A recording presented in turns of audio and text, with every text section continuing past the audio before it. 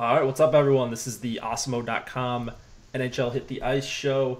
As you guys can see, Steve is back. Steve Homercleese Bauer joining from Florida, is it? Yeah, sunny FLA.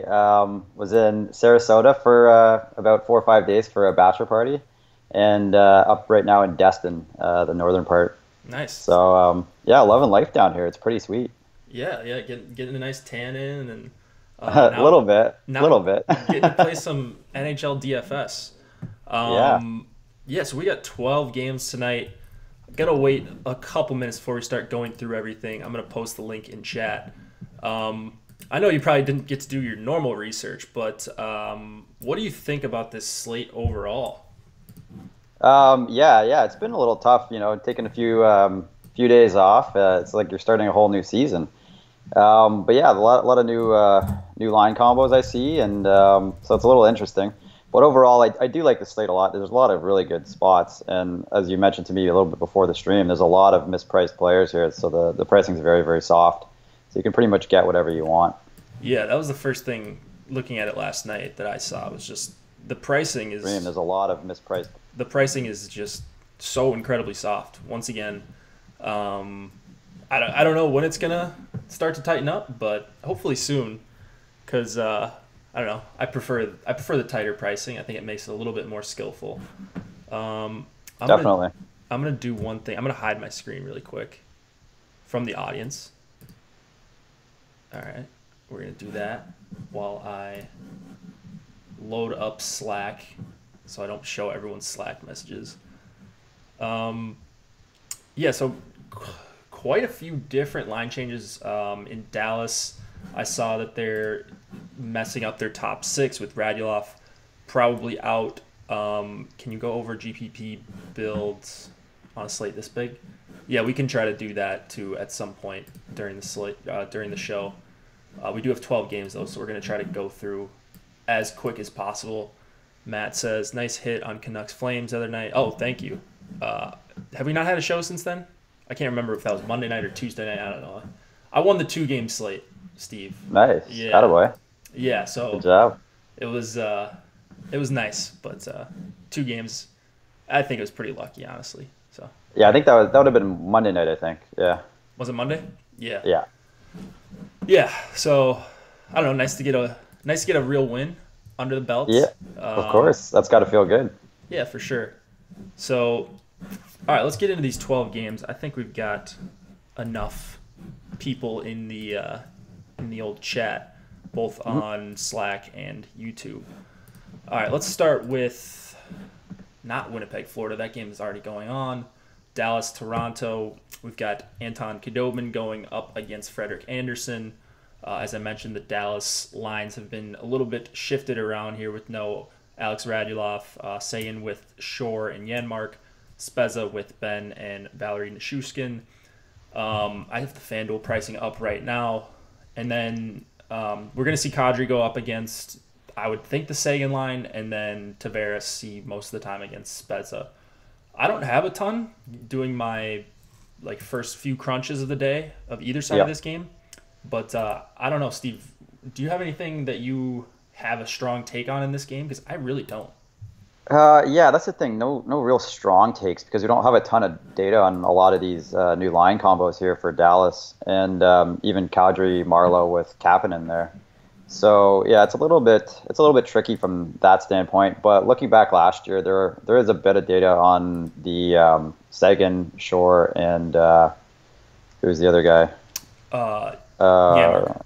Janmark. Yeah, there's a bit of data on them, and they were pretty high event line as far as shot attempts and for and against, and they were pretty decent from an expected goals perspective. So I actually don't mind using them tonight. I think you could make a case for all 4 lines as being okay, pretty good lines, but they don't really stand out above the rest tonight, I don't think. Yeah, that's what I'm seeing as well. So glad you're on the same page there. Heiskanen, if I'm pronouncing his name correctly, did skate on the top power play this morning. So that was another note I wanted to add in there. So if you are stacking Dallas, I think he becomes more in play at 3,700 on DraftKings. But yeah, this one kind of scares me. It always scares me to fade the Leafs games, especially when they got a 6+ total here. Yeah. You got good skaters on both sides, but I don't love the Kadri line. I don't really love Tavares, Kapanen, and Hyman as a full stack.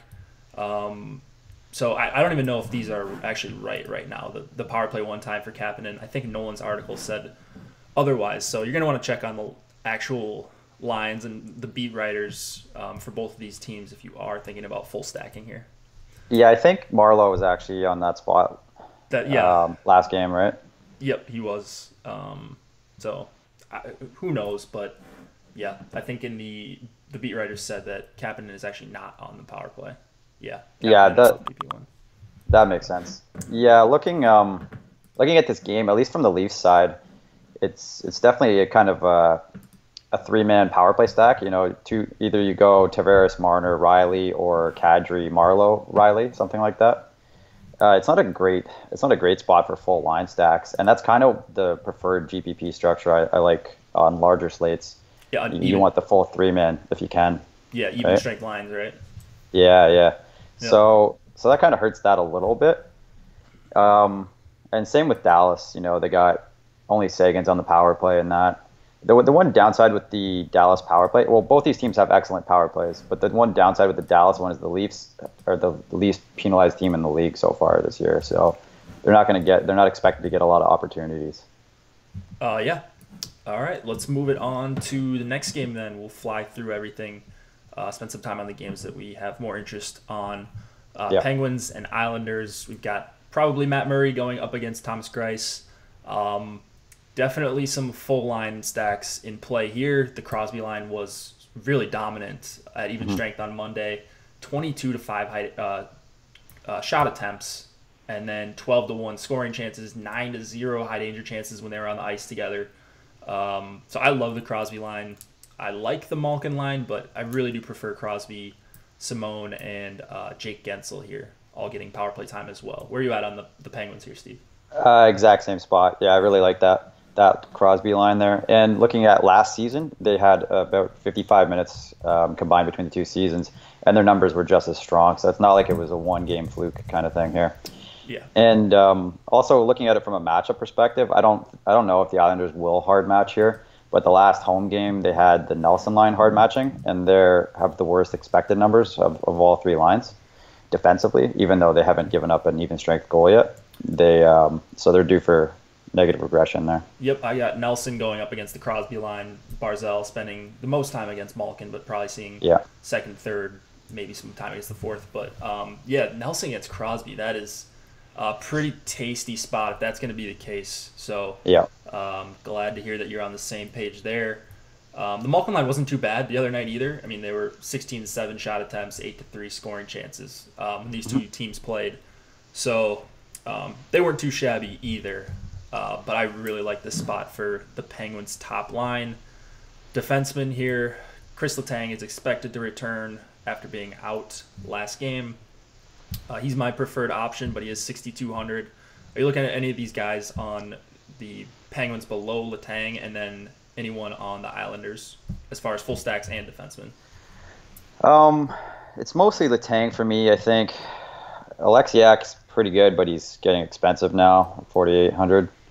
So I don't love a lot of these guys below. Obviously, Pollock 3,900. He's a reasonable play for cash, considering how high event the Penguins play. And Leddy being on the top power play unit at 3,600 is more interesting for GPPs. The Penguins have a pretty bad penalty kill. They don't take a lot of penalties, but just from an expected goals and shot attempts against, unblocked shot attempts, they're pretty bad defensively. So it sets up well for the Islanders' power play tonight. And if you're going to play any of the even strength lines, I really like the Barzal line. Their numbers haven't been great. None of the lines have been great offensively this year, looking at just their possession numbers and their expected goals for. But last season, that Barzal line was pretty strong. So I'm betting that they kind of warm up a little bit here. Yep, that's exactly where I'm at as well. Barzal line, I like them as a super cheap filler stack. So that's where I'll be going on the Islanders side. This one's pretty simple for me. 2 lines in play on Pittsburgh. Barzal line for the Islanders. You mentioned Pulak. He's the guy that I do like in a one-off scenario, but Letty obviously correlates better to, well, actually better to both lines. They have 4 forwards in the top 6 on the power play one. So you can go either way, but I do probably prefer Pulock regardless, even for $300 more. Goalies here, you got anything strong? I think Grice is fine in GPPs. Murray may be a little bit overpriced for me. Yeah, I kind of see that. Murray 8,200. I think the problem is the Islanders don't shoot enough, so that's kind of the issue right here. So I don't think it's a great spot for him, even though he's very likely to pick up the win. Grice is more appealing for upside, I think. All right. Let's go to the next game. We got the Washington Capitals going up against the Montreal Canadiens. Braden Holtby going for the Caps, Carey Price for the Canadiens. This one we have pretty clear line matching going on. The Danault line has been going up against opposing top units. So that would be Danault versus Kuznetsov and Ovechkin. And then it's kind of a crapshoot after that. But the Kuznetsov-Ovechkin line has pretty poor defensive numbers, as we know. So I kind of like Danault, Gallagher, and Tatar here as a line that is at home and in a good even strength matchup and probably won't have too much ownership. What do you think about that? Yeah, of course. I really like them. It is a hard matching scenario, and just look at the numbers with Vrana. Even last year, they were pretty terrible defensively. So it doesn't seem to really matter what winger is playing with Ovechkin and Kuznetsov. They're just poor defensively at 5-on-5. And the Washington second line is actually much better there with Oshie and Backstrom and Burakovsky. So just from a matchup perspective, I like Montreal 1 the most. The Washington power play is probably their best option tonight, but they'll be expensive. So that's kind of a tricky scenario that it's a good power play matchup for Ovi, but a bad 5-on-5 matchup. So it's kind of tough there. Do you want to take that chance on a 12 game slate or whatever it is? Yeah, I really don't. I mean, I want a full stack. So Vrana helps for the full stack, but like you said, the numbers just aren't great for that line. I mean, they're fine offensively, but defensively they can spend a lot of time in their own zone here. And there's some really cheap pricing elsewhere, and this line is not really cheap. They're not at home. They don't get last change. So a lot of things making me not want to play the Caps top line here. What about the second one? I know you mentioned they're just better possession-wise. I mean, they're probably going to see more of Domi in the Kotkaniemi line. Yeah. So do you have any interest in them as a flyer stack? Yeah, I do a little bit. Not a heavy play, but if I'm going to go full stack anywhere, I think that's the line to do it on Washington. All right. You mentioned the Washington power play. So John Carlson is $7K, one of the highest priced defensemen on the night. Yeah. I'm probably going to stay away from that. I just don't think it's the spot for him. And then Petrie, I guess, if we're going to Montreal, but none of these guys really correlate well to the top line, which is the one I want. So I'm going to probably stick with 3-man Montreal 1 stacks here.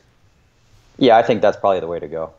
And then goalies, Price, Holtby, both 7,600. I mean, if I end up with them, it's fine. I'm not forcing either guy in.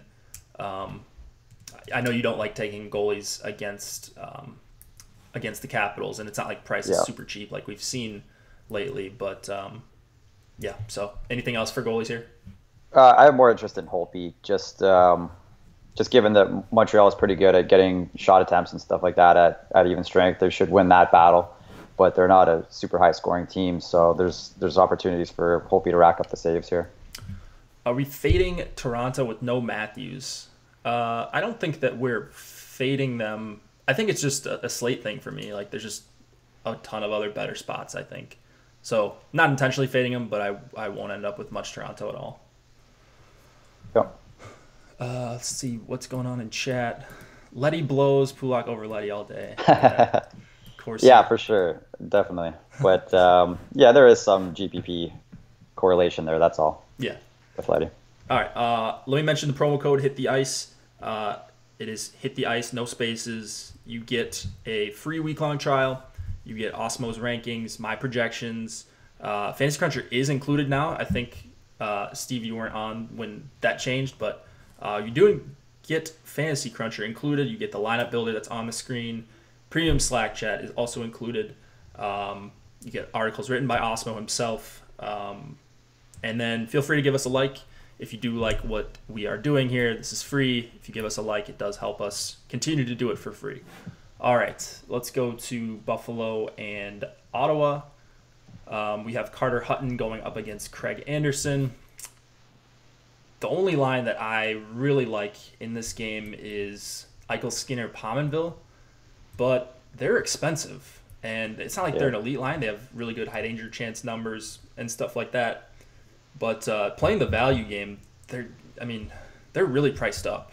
So you see yourself having much of anything on Buffalo's side or Ottawa's side here? Yeah, that's the tricky part is the pricing. But I really do like that line a lot. I think it's the fact that they stay together at even strength, have really good even strength numbers, versus Ottawa's pretty terrible shot attempts against numbers. And then they're all together on the power play. Ottawa's got a pretty bad penalty kill, and they're taking a lot of penalties. So I do think they're worth it, and maybe the price keeps people away.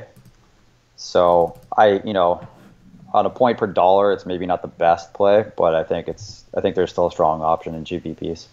I would agree with that. And then these Ottawa lines, I guess the most appealing one for me would be the Duchesne Stone single line here. Mm-hmm. But again, like we can get Tampa Bay 1 for cheaper than them. Yeah.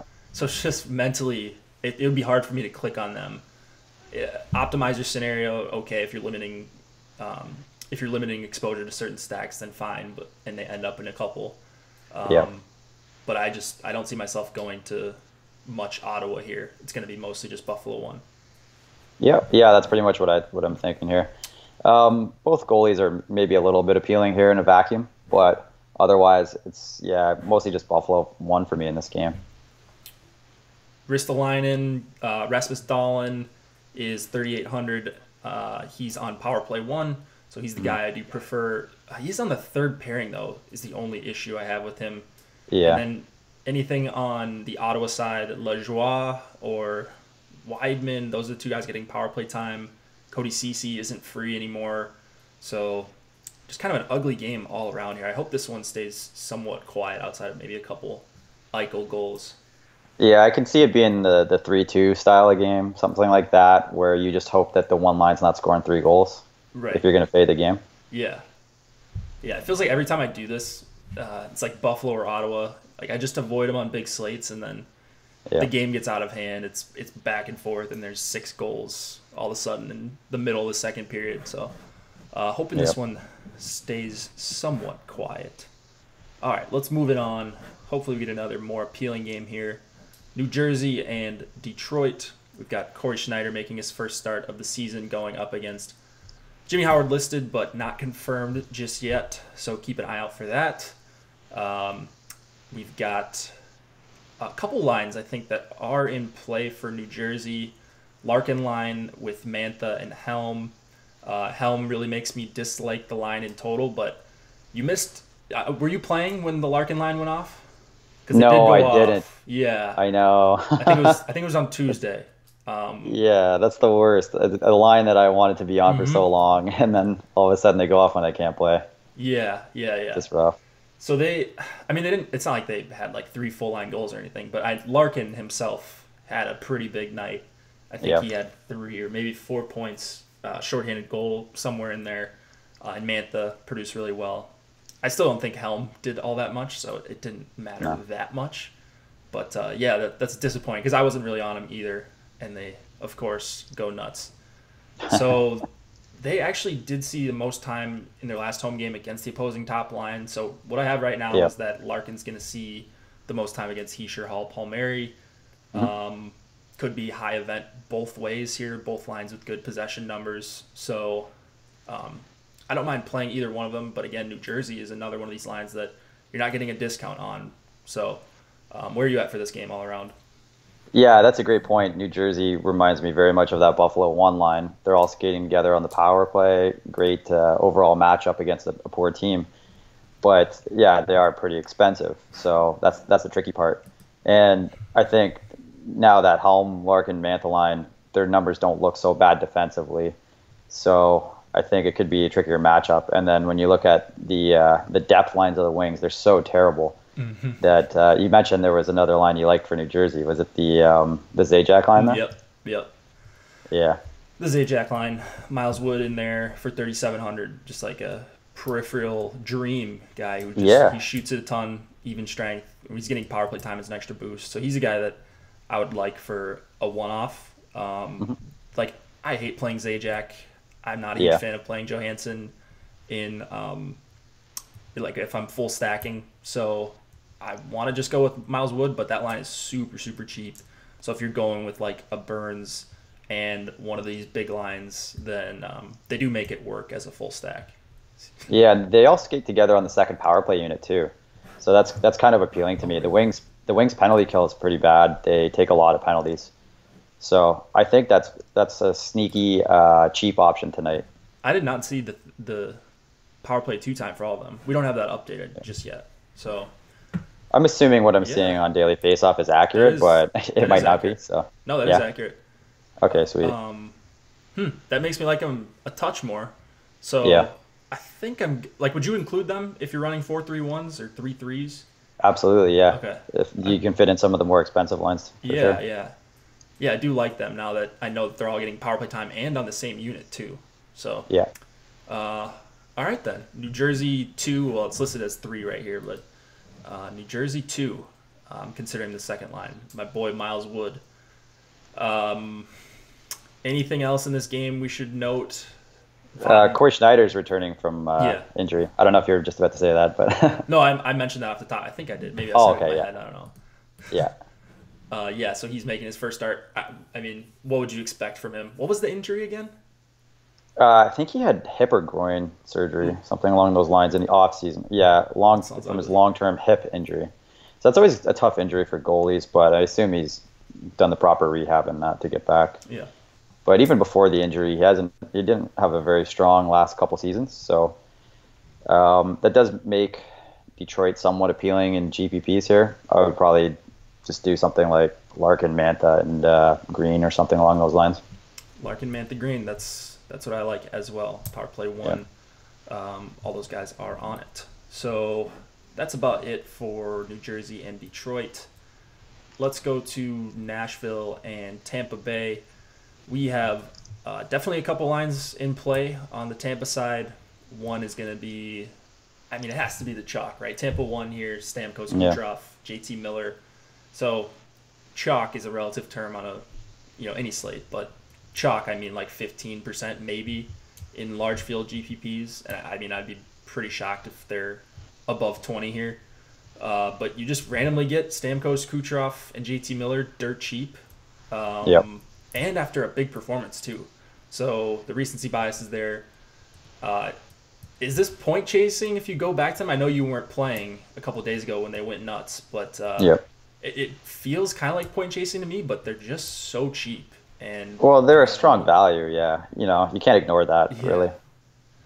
Yeah. And then the point Yanni Gourde and Tyler Johnson line has really solid numbers as well. So I don't want to just forget about them. They are going to see Johansson, Forsberg, Arvidsson for the most part. So that's a little concerning. They definitely get the tougher matchup at even strength. But, I don't want to forget them. They're all on the second power play as well. And then McDonough, I think, is one of the best values of the slate. No Victor Hedman. So he's going to slot in on that top power play. I think he had a 4-point night the other night when Tampa 1 went nuts. So hard not to slot him in there for 4,500. Just love Tampa again. Nashville side or the Tampa side. What do you think here, Steve? Yeah, so the pricing on them is way too cheap. I don't think it's the best matchup overall against Nashville. They don't really have any clear weaknesses that I'm seeing. Maybe their penalty kill, expected goals against, that's about it. But they're not taking as many penalties as they did last year. But at even strength, they got a pretty good Corsi against per 60 and pretty good expected goals against per 60. I think both teams are very strong in that regard. They kind of limit chances. So it doesn't seem like there's so much offensive upside or capability in this game, so much offensive talent, but they're also two very strong defensive teams. So I wouldn't be surprised by a low scoring game in this one, and in which case it could be good for both goalies. Right. But on the other hand, yeah, there is so much talent, and they could break through any tough matchup, right? Right. This is one of those. I think we talked about it with the Winnipeg and St. Louis maybe a week or Yeah. two ago, where it's like, okay, you can see where both teams just kind of grind down possession, limit the other team's shots, or you can see the game where it's 6-5 and both these teams are just playing wide open. So I can see it both ways. If I'm going to a Nashville line, it is the top one. Yeah. No Fiala on the second line really makes me confused as to what Nashville's doing. But at least he's gotten a bump up to the third line. I don't know if you saw Steve when you weren't playing, but I believe he was healthy scratched one game, then was on the fourth line one game. So they just don't like Fiala for whatever reason. I don't know. Yeah, I don't know what it is. Yeah. Yeah. So he's on the third line right now. So I can't really play the second line until he's back up there. Mm-hmm. Anything? Yeah, I kind of feel the same way there. Yeah, it's just not super appealing. Yeah, and so you mentioned the two good defensive teams, and then two really strong goalies as well. Pekka Rinne expected to start for the Predators. So just wanted to note that there. It's kind of a weird game. You could see it going both ways. And then Roman Josi at 5,100 again, way too cheap based on the numbers that I look at. So I'll be hammering him. He's going to be one of my highest owned defensemen. And that is about all I have for this game. I haven't been getting much PK Subban. Have you been? Let me see. I just ran one before. Not a ton, to be honest. More Yossi Ellis. Yeah, that's what I've been getting. Maybe it's the price differential, or maybe he just doesn't attempt as many shots as a guy like Roman Josi. So, you can only play one defenseman, or at least I only play one defenseman per team, per lineup. So it really defers to Roman Josi when it comes down to it. All right. No, I definitely get that. Ready to move on? Yep. Cool. Let's go Vegas and St. Louis. We have Marc-Andre Fleury going up against a very cheap Jake Allen. Not really on much for the Vegas side here. My numbers really like the St. Louis top line. And, this isn't a line that I'd probably end up on if I was just hand building, but they're pretty cheap. They're at home. They get, if they want to, they can avoid the Carlson line. They haven't been doing a ton of hard matching lately, but what do you think of St. Louis 1 here? They're good in any matchup. They're just so talented there. And you got Tarasenko shooting the lights out. He's just taking so many shot attempts. So that's really appealing there. But I'm kind of more on the Vegas side here. I just really? I don't see that top line I like a lot. St. Louis hasn't been a very good defensive team this year, and Jake Allen's been absolute trash. So if you look at the 5-on-5 possession numbers, it definitely favors a higher volume of shots for Vegas. So you could say, Vegas offense is interesting, but also Allen's going to see some volume. So if he has one of his good Jake games, then he has some GPP appeal. But if he's been what he's been so far this season, then that looks really good for Vegas. And then, the Blues are just giving up so many goals against. Their expected goals against aren't so bad, but Vegas is really strong on the expected goals for front. So I think that's kind of appealing. All right, maybe I'm going to have to take a second look at Vegas then. It always worries me when I'm not on something and then you tell me that you're on it. So I haven't looked too closely at the numbers for this, specifically the Vegas depth lines, like the Halla, Tuck, Hika. I know the Halla, who was it? Halla with Pacioretty, and I can't remember who else they had up there before Tuck came back. They were a disaster. So let's see. I actually have the Vegas 2 numbers up right now. Where are they at? Tuck, Hall. Okay, there we go. Actually, they're very good. 75. They've only played 20 minutes, but 75 Corsi for, 30 against. Yeah, I'm just. But it's only a couple of games, right? Yeah, 20 minutes. Hollow with Tuck, still pretty good. Maybe I need to lower my St. Louis 1 exposure. And then the third line's not bad defensively either. Well, just because they had so many, that's a really strong possession line, that top St. Louis line. Yeah. All right, this is gonna be one that I'm gonna look into after and probably make some adjustments to the projections. So if you use mine, be on the lookout for that. I wouldn't necessarily change anything. I think they're still a strong line, and their numbers, especially last year, were very good too. Yeah, So yeah, that's probably the reason I was all over them. I did lower them a little bit just because they were coming up in an absurd amount of lineups for me. yeah, And don't want to make you definitely want the larger sample size on these numbers for sure. So Yeah. I would be more inclined to trust those over short season or short sample sizes here. yeah. Reeves Revenge. Tuck is a mad bomber. He shoots a lot. Is Tuck shooting it a lot? I mean, I think he had like a 13 shot attempts per 60 last year, somewhere around there, maybe closer to 15. But he wasn't like he's not a Tarasenko like Brandon Gallagher guy that attempts 20 plus. No, he did have an 8 shot on goal performance a couple of games ago, but that was against Ottawa. Yeah, okay. Yeah, I could probably put up a couple shots against Yeah. Ottawa. Yeah, for sure. All right. Defenseman in this one. So if you are going to Vegas, is it Shea Theodore for you then? Yeah, for sure.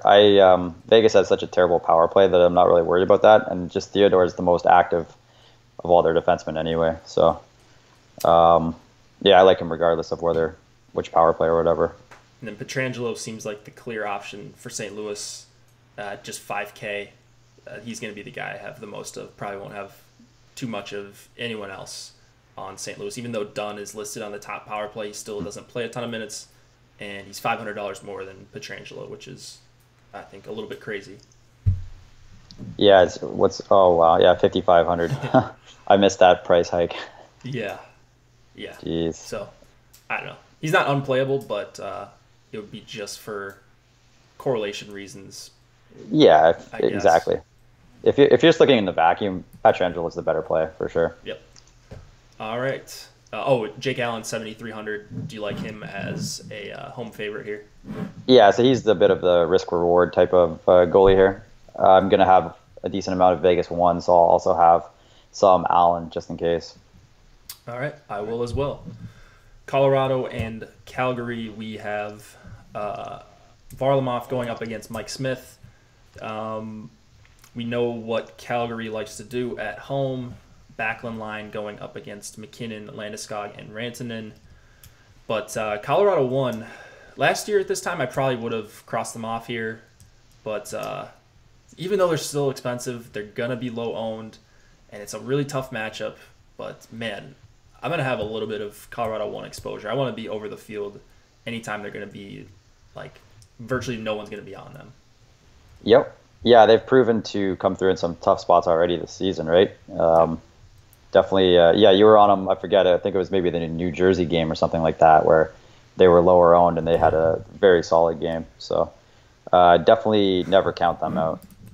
So I don't know if you've gotten a chance to look at the Calgary 2 numbers, but they're not the 3M line. They haven't been that shut down this year as far as I'm sure in expected goals they've jumped a little bit from last year. Now it's still a small sample, and Frolik was out for a while. But are you concerned about them at all, or are they maybe not as shut down as we would have thought? Yeah, it's possible. I mean, you're going up against some really big superstars most nights, so it's possible maybe they just had some really tough matchups so far this year, and they're like no one can really shut these guys down, kind of thing. So, ideally, you want to avoid those tougher defensive matchups, but I wouldn't stay awake. I wouldn't full fade a line just because of that. Yeah. Nolan Kelly, the guy who writes the Morning Skate article, I think he said something like the Colorado ones were getting 35% of the ice time, maybe closer to 40% in their last game at even strength. Shit. So, I mean, they're just riding them once again this season. They don't, as you can see, they don't have much else to be excited about. So they're just going to play so much. They're going to play a ton of the power play if Calgary is committing penalties. They've done a better job this year, I believe. But yeah, it's just hard not to have some Colorado 1 exposure even at these increased prices. This is a line that I want to take a shot on if I'm making 50 or 100 lineups or whatever.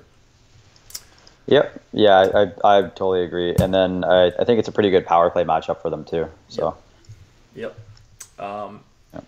so Tyson Berry, probably the guy that you want for Colorado if you are stacking that top line, and then still not really stacking any other lines on Colorado. It's just going to be Tyson Berry for the most part.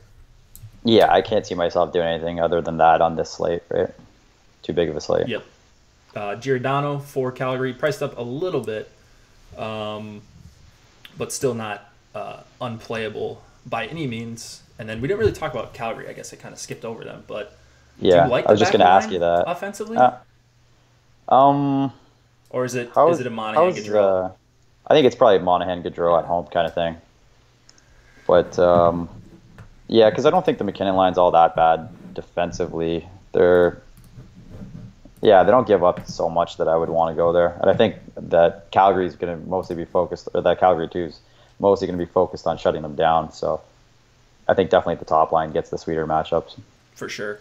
And it's not like Calgary 1 is going to have a super tough matchup here. So their defensive numbers have been some of the worst in the league. But, they can handle the Soderberg line. They can handle the Kamenev. Is that the new guy that's center? Yeah, Kamenev. Wilson? Yeah.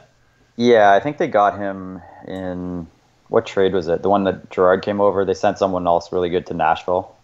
Who did they send to Nashville? Or no, I think it was part of the three-way Duchesne deal. Duchesne, yeah. Yeah. So he came over as part of that. Yeah. But I'm not really sure how he is Neither do I. as a player though. All right. We could probably move on then. Goalies again. I'm probably just correlating for the most part. I like Varlamov. Oh, you like Varlamov? You think he's going to get peppered? I think, yeah. I mean, he's only 7,700 too, and he's had a really strong season. I think he just seems to be on top of his game right now, and he's the kind of goalie that can show up when he does get peppered. Yep, I would agree with that. And then Smith is cheap enough. He's at home. There's really one line to worry about. They've got what we think is still a very good shutdown line in the back line. So pretty decent chance at a win here for Smith as well. Yep.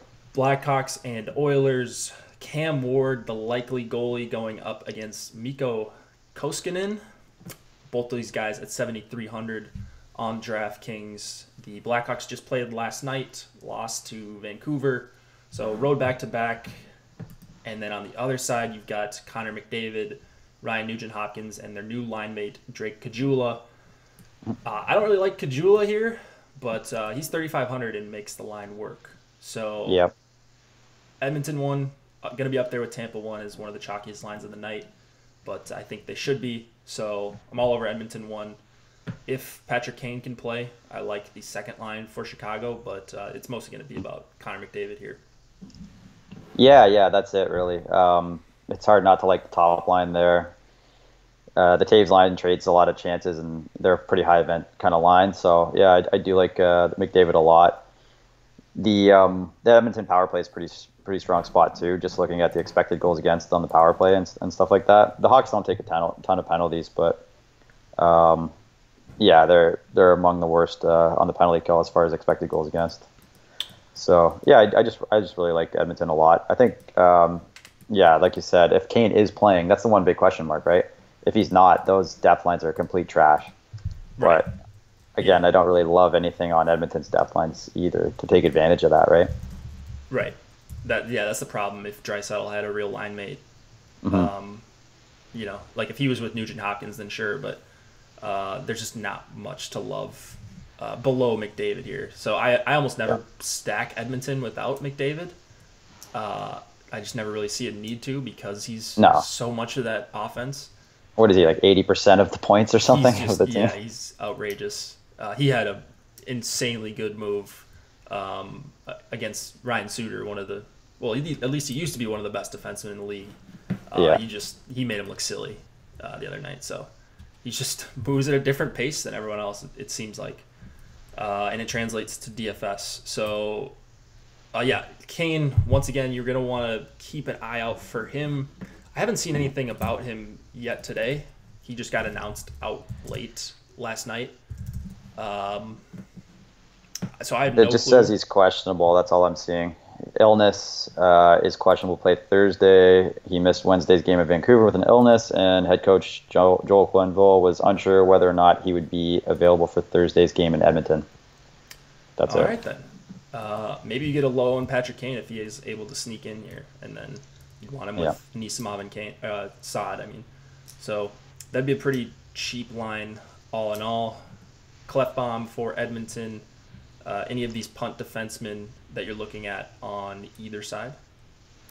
Mostly just Clefbaum here. There's really no one else that stands out for me. I may have some Eric Gustafsson. He's the guy. Yeah, I was just gonna say maybe him. Yeah. Yeah, he's the guy that he comes up for me a little bit. Often. Goalies here. It's Cam Ward in net. Yeah. Is that confirmed? Is that confirmed or just what we expect? It's not confirmed. Because I would expect him, right? Right. Crawford still is coming off that injury. He's been back for less than a month now, and I doubt they're going to want to ride him here. This is a winnable game even without Crawford in Edmonton. They're not going to push him here. There's no way. No. Yeah. So. But I do have a little interest in Koskinen with Chicago playing on the back-to-back and potentially no Kane, right? And he's only 7,300 as a home favorite. Love it. Yep, he'll be one of my highest exposed goalies tonight, I think. Yeah. Makes for a really nice correlation play if you're going with McDavid and Nugent Hopkins. And he's cheap, and he's at home, and he's against a tired team. All right, Rangers and Ducks. We have Alexander Georgiev going up against John Gibson. Rangers and the Ducks have been two of the worst defensive teams in the NHL. They just give up a ton of chances. The matchups are going to go like Getzlaf against the Zibanejad line, and then it's kind of a little bit of everyone against each other after that. The one note here is that Patrick Eaves could be back. That might throw a wrench into some things. But I don't know. Where would you expect him to slot in if he does come back? I know it's just a guess. Well, I'm just seeing him on daily faceoff on the third line with Henrique and Lundstrom. Okay. So I don't know if that's accurate or just a guess, but that was the latest. I didn't see that. Note. I didn't see that in the morning skate.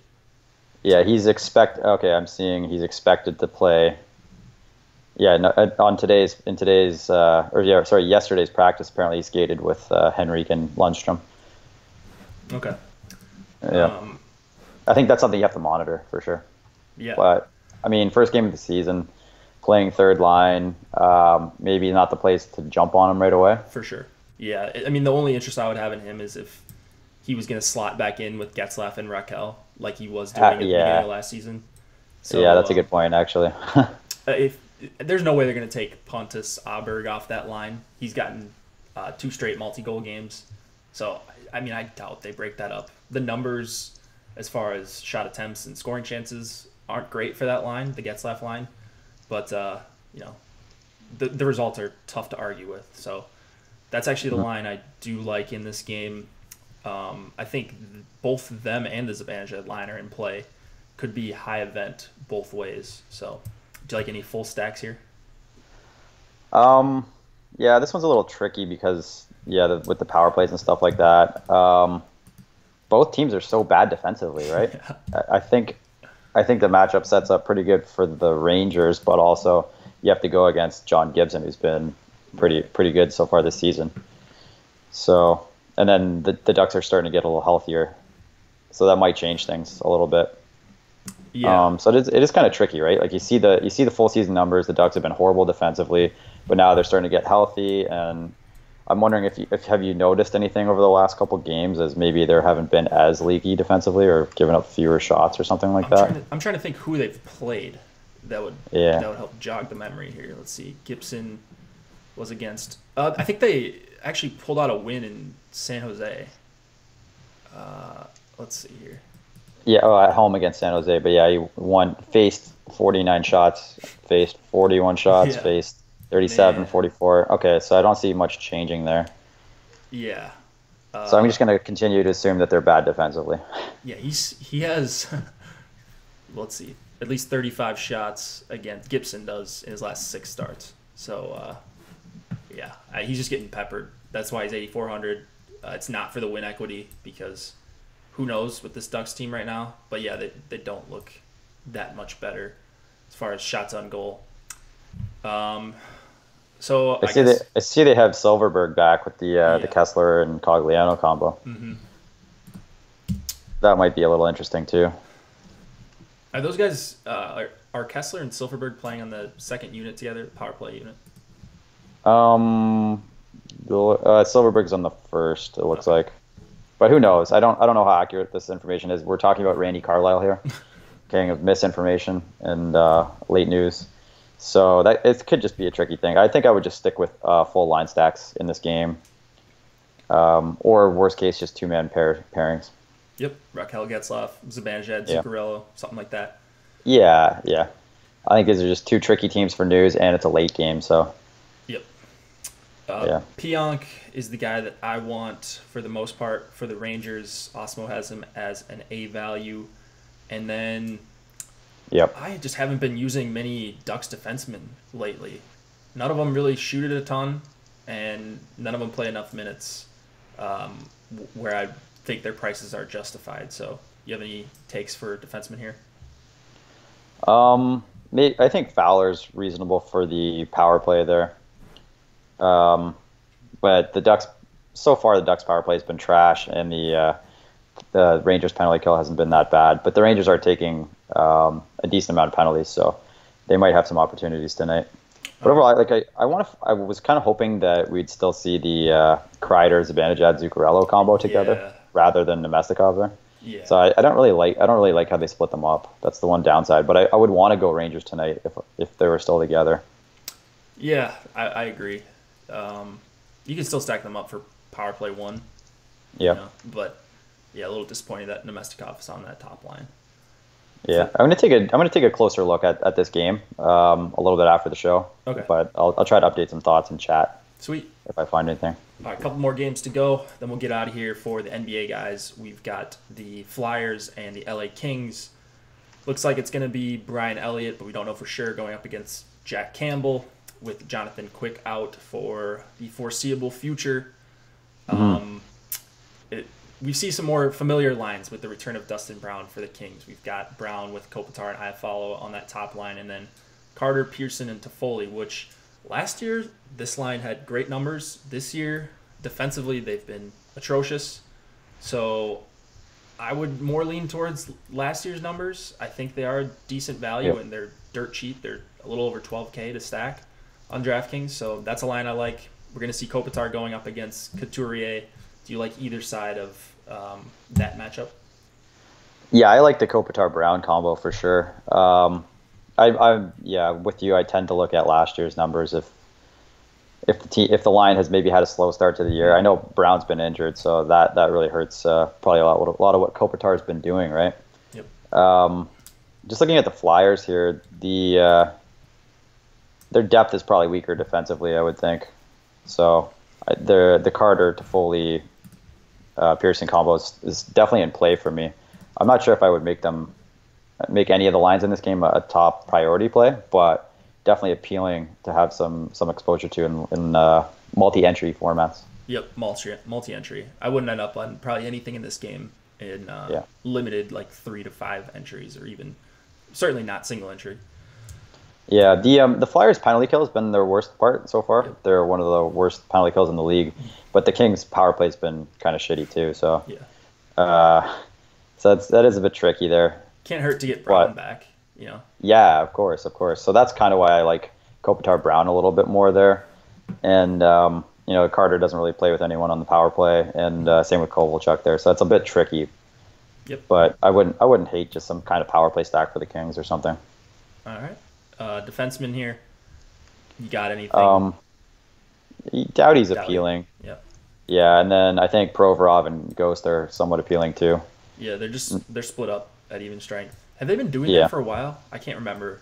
Yeah, since I was last on, I believe, unless they put them back together. But I do like Provorov at only 4K there. All right. All right, let's move it on to the last game. Columbus and San Jose. We've got Sergei Bobrovsky going up against Aaron Dell. San Jose has been a Corsi darling as of late. They've just been crushing teams at even strength. They did switch their lines up, though. I'm sure you're seeing it now, Steve, or you saw it earlier today. Yeah. Joe Thornton back puts a wrench in everything. He's with Timo Meier and Joe Pavelski, and then Couture back with Hurdle and Kevin LeBanc. They're really trying to get him going from the sounds of it. And then Evander Kane on the third line, of course, really messes up everything, I think. So Yep. are you looking at full stacks here on the Shark side, and then do you have anything for Columbus' side? Yeah, it's tricky. I just don't like any of these lines. But I guess, yeah, the Thornton, Pavelski, Meyer is probably fine, full stack. I still prefer Couture with Meyer and Hurdle. That would be ideal. Yep. I think that's one of the top lines. They were crushing. They were absolutely crushing. So yeah, and they're not. I still think they're pretty good. It's just hard to separate with this with these specific line combos here. I think the power play is pretty good too, but I like the lines a little bit better before Thornton came back. Yeah. But I still think I would take a shot on that line. Okay.